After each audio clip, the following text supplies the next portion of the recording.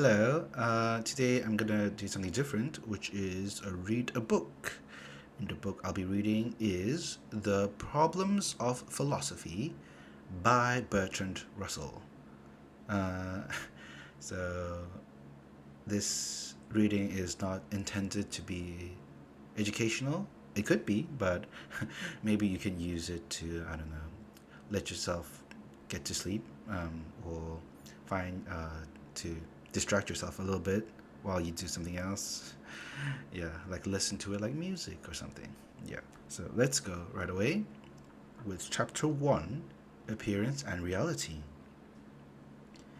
Is there any knowledge in the world which is so certain that no reasonable man could doubt it?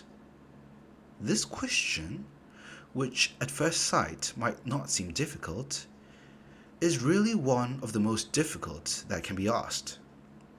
When we have realized the obstacles in the way of a straightforward and confident answer, we shall be well launched on the study of philosophy, for philosophy is merely the attempt to answer such ultimate questions, not carelessly and dogmatically, as we do in ordinary life and even in the sciences, but critically, after exploring all that makes such questions puzzling, and after realizing all the vagueness and confusion that underlie our ordinary ideas.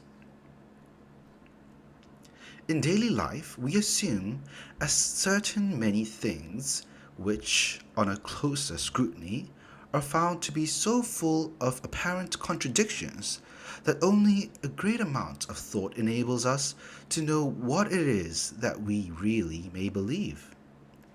In the search for certainty, it is natural to begin with our present experiences, and in some sense, no doubt, knowledge is to be derived from them. But any statement as to what it is that our immediate experiences can make us know is very likely to be wrong. It seems to me that I am now sitting in a chair at a table of a certain shape, on which I see sheets of paper with writing or print.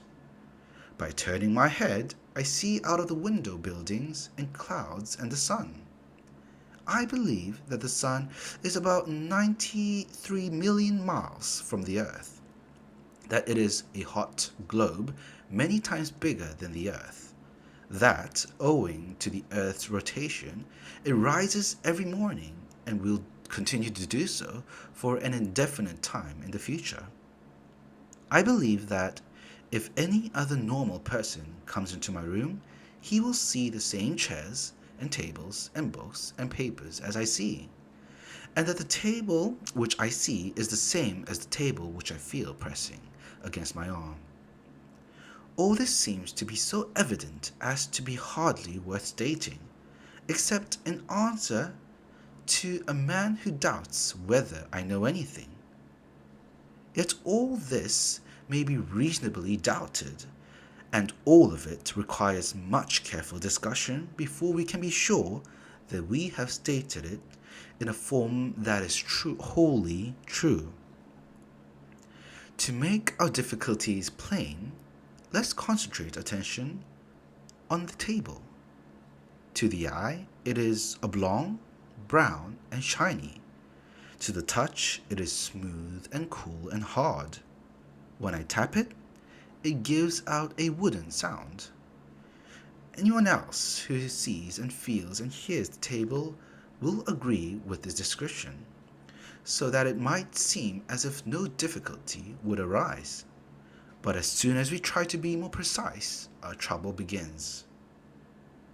Although I believe that the table is really of the same color all over, the parts that reflect light look much brighter than the other parts, and some parts look white because of reflected light.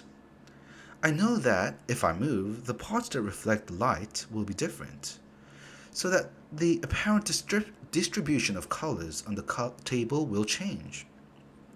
It follows that if several people are looking at the table at the same moment, no two of them will see exactly the same distribution of colors, because no two can see it from exactly the same point of view.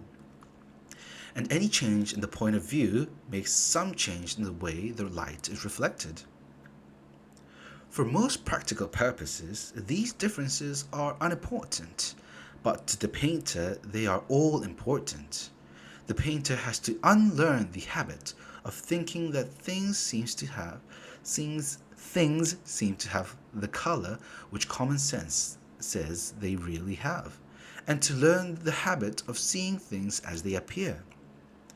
Here we have already the beginning of one of the distinctions that cause most trouble in philosophy, the distinction between appearance and reality. Because what things seems to be and what they are, between what things seem to be and what they are. The painter wants to know what things seem to be. The practical man and the philosopher want to know what they are. But the philosophers wish to know this is stronger, but the philosophers wish to know this is stronger than the practical man's, and is more troubled by knowledge as to the difficulties of answering the question. Okay, that was long, and that is all I'll be reading for today. Maybe I'll do more, maybe not, but that's it for now. Thank you for listening.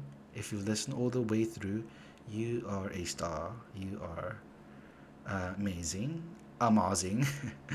And thank you for listening and watching. Good day, goodbye, good night, whatever.